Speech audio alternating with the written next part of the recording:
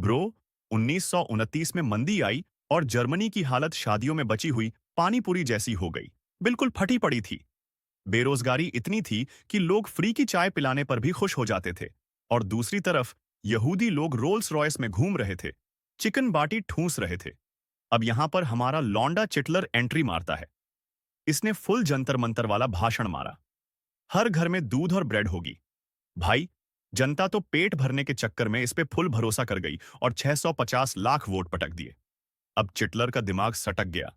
इसने सोचा, अबे, अगर पावर चाहिए तो थोड़ा मसाला डालना पड़ेगा। फिर इसने अपना सीक्रेट प्लान निकाला। अबे, एक आग लगा देते हैं और दूसरों को फंसा देते हैं। तो इसने पार्लियामेंट जलवा दी और बोला, अबे देखो, ये सब मेरे दुश्मनों की चाल है। फिर क्या, सीधा इमरजेंसी लगा दी और खुद को जर्मनी का पापा बना लिया। लॉन्ग नाइव्स नाइट, जब चिटलर ने अपनों को भी नहीं छोड़ा। फिर 1934 में जब उसके अपने ही ब्रो रोहम ने चिटलर से बोला, भाई थोड़ा धीमे खेलो, तो चिटलर ने सोचा, अबे ये बहुत ओवर स्मार्ट हो रहा है, इसको जेल में डाल दो। और भाई, रोहम गया सीधा जेल और फिर स्वर्ग यात्रा। इसके बाद चिटलर का असली ठोको ताली मोड ऑन हो गया। इसने लॉन्ग नाइव्स नाइट ऑपरेशन निकाला और एक रात में 1070 बंदे ठोक दिए, 1120 को जेल में ठूंस दिया और 150 को सीधा गोली मार दी।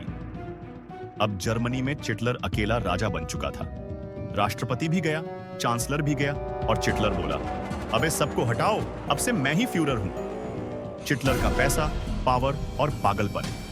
अब भाई, चिटलर ने लोगों को फ्री की नौकरियां दी, फुल रोड ब्रिज बनवाए, आर्मी तगड़ी कर दी और full Delhi NCR real estate broker वाले स्टाइल में पैसा कमाया।